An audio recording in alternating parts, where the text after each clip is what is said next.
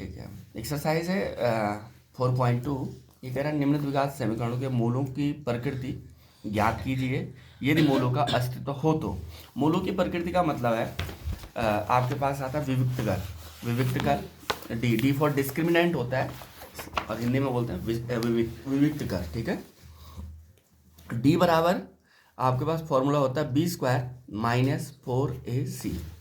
B square बराबर D बराबर B square minus 4ac। विविक्त कर इसको बोलते हैं, हिंदी में बोलते हैं विविक्त कर। ठीक है, डी बराबर। अब देखो इसने बोला मूलों का अस्तित्व है, तो मूलों का अस्तित्व दो कंडीशन में होता है। पहली कंडीशन डी का मान क्या होना चाहिए, इज ग्रेटर देन 0, यानी 0 से बड़ा। डी का मान क्या होना चाहिए, 0 से बड़ा, तो हम बोलेंगे मूलों का क्या है, अस्तित्व है। अगर सेकंड के डी इज ग्रेटर देन 0 का मतलब है बी स्क्वायर माइनस 4ac। जो भी इसकी वैल्यू आएगी वो क्या आएगी, 0 से बड़ी आएगी, यानी पॉजिटिव में आएगी। 1 2 3 4 5 जो भी आ रहा है, और किस में आएगी, पॉजिटिव में आएगी।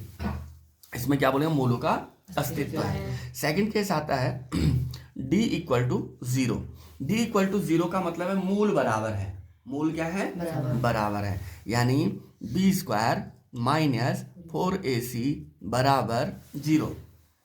इतना समझ आया? यहाँ तक कोई समस्या? बिल्कुल नहीं। तो ये तो क्या है, मूल बराबर है, मूलों का अस्तित्व है, मूल क्या है, बराबर है। और थर्ड केस आता है d is less than 0। Less than 0 का मतलब है B square minus 4ac is less than 0, यानी इसकी वैल्यू किस में आ रही, नेगेटिव में आ रही। अगर नेगेटिव में आ रही है तो मूलों का अस्तित्व नहीं है। इतना समझ गए? यहाँ तक कोई समस्या? बिल्कुल नहीं। ठीक है, तो अब करते हैं इसका पहला सवाल। इसने कहा निम्न द्विघात समीकरणों के मूलों की प्रकृति ज्ञात कीजिए यदि मूलों का अस्तित्व हो तो उन्हें ज्ञात कीजिए। तो पहला क्वेश्चन आसान है, दूसरा करते हैं हम। तो इसमें अंडर रूट है तो थोड़ा आप लोगों को अंडर रूट में दिक्कत आ जाती है, तो कोशिश करते हैं इसको करने की। ठीक है, क्वेश्चन नंबर पहले का सेकंड पार्ट। इसने कहा 3x square minus 4 under root 2x plus 4 equal to 0। इस टाइप से आपके पास तीसरा क्वेश्चन है। दूसरा क्वेश्चन, पहले का दूसरा। अब सबसे पहले आपको पता है द्विघात समीकरण किस रूप की होती है। द्विघात समीकरण होती है ax square plus bx plus c बराबर 0। यहाँ तक कोई दिक्कत? अब सबसे पहले क्या लिखेंगे, अब कंपेयर करो, तुलना करो। तो तुलना करेंगे तो हमारे पास a की वैल्यू कितनी आई, या ऐसे लिख सकते हैं समीकरण 3x square minus 4 root 2x plus 4 बराबर 0 की तुलना द्विघात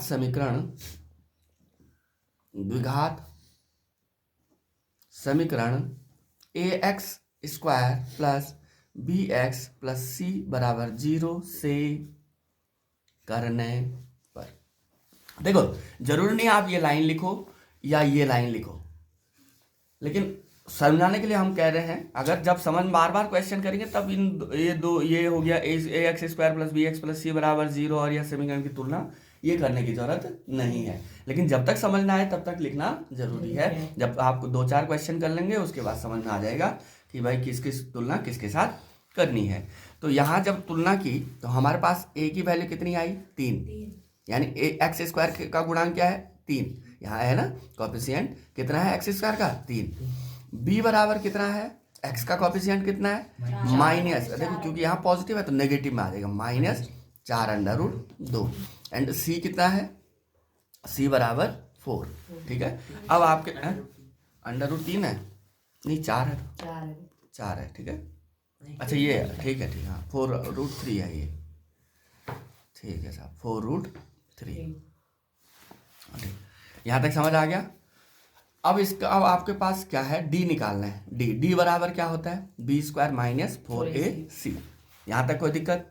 ठीक है, तो अब d की वैल्यू निकालेंगे तो d बराबर आ गया बी स्क्वायर। b की वैल्यू कितनी है, माइनस 4 रूट 3 का स्क्वायर माइनस 4, ए की वैल्यू है 3, सी की वैल्यू है 4।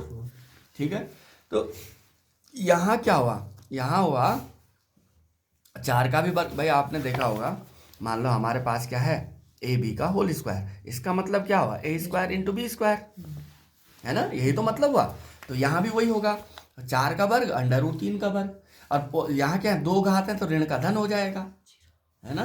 तो कितना आया ये, चाहे तो मैं ऐसे लिख दूँ, -4 का स्क्वायर अंडर रूट 3 का स्क्वायर, एक लाइन और बढ़ा दो, और क्या है, -4 चौको 16 3 48। इतना समझ आ गया। अब यहाँ 4 का वर्ग कर दो, 16 पॉजिटिव हो जाएगा, इंटू 3 अंडर रूट 3 का स्क्वायर 3 -48।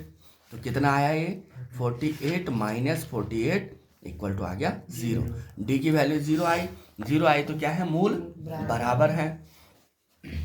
तो क्या लिखेंगे, क्या निकालना था, मूलों का अस्तित्व हो तो उन्हें ज्ञात कीजिए। अब देखो मूलों का अस्तित्व तो है, अब उन्हें क्या करना है, ज्ञात करना है। अब हम द्विघात समीकरण जैसे सॉल्व करते थे, तो यहाँ पे क्या लिखेंगे, पहले लिखेंगे d बराबर 0, अतः मूल बराबर है। यहाँ तक समझ आ गया। अब क्या करेंगे, जब मूलों का अस्तित्व है तो इसको सॉल्व करेंगे। इक्वेशन क्या है, इक्वेशन है 3x square minus 4√3x plus 4 equal to 0। 4 तियां 12, 4 तियां 12। तो अच्छा इसका सॉरी, इससे मत करो, इसको करेंगे हम किससे, द्विघात सूत्र से। द्विघात सूत्र क्या होता है, द्विघात सूत्र होता है x बराबर -b plus minus under root B square -4ac by 2a। ये होता है द्विघात सूत्र। ठीक है, अब बाकी a भी क्या है, b क्या है, ये हमने निकाल रखा है। दूसरी चीज, इसको मैं ऐसे भी लिख सकता हूँ, x बराबर -b plus minus under root d upon 2a। अब अंडर रूट d लिखने का कारण है कि क्योंकि आप d निकाल चुके हैं, और बार बार मैं इसको बार बार तो निकालेंगे नहीं हम। बी स्क्वायर -4ac का मतलब क्या है, d है ना, d की वैल्यू क्या है, बी स्क्वायर -4ac। तो बी स्क्वायर -4ac की जगह क्या रख दिया मैंने, d। तो जब मैं इसकी वैल्यू रखूंगा, माइनस बी का मान कितना है, बी कितना आया था, -4√3, ये नेगेटिव पहले से है, और एक और आ जाएगा यहाँ -4√3। डी की वैल्यू क्या थी, प्लस माइनस अंडर रूट 0।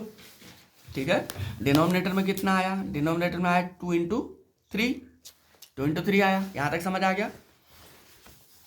ठीक है साहब, अब इसके बाद क्या हुआ, यहाँ x बराबर देखो 4 है ना, माइनस इंटू माइनस प्लस हो जाएगा, तो यह आया 4√3 बाई 2 × 3। 2 × 3 लिखने का कारण क्या है, यहाँ पे 2 2 जा 4, 2 बार कटा, और अंडर रूट 3 से अंडर रूट 3 बार कटा, यानी ये आया 2/√3। ठीक है, 2 वह करने का फायदा है नहीं अंडर रूट 3 काट के, क्योंकि फिर हम परमीकरण करेंगे तो फिर वही आएगा। तो इसका सीधे लिख दो 2√3/3, 2√3/3। तो यही आ जाएगा, 2 बार x की वैल्यू आ जाएगी, 3 से अंडर रूट 3 नहीं वो तो कट रहा है ना, तो 2/√3 आ रखा उसका।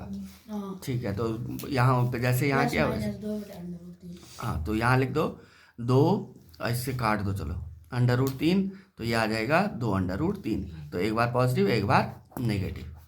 ठीक है, करो।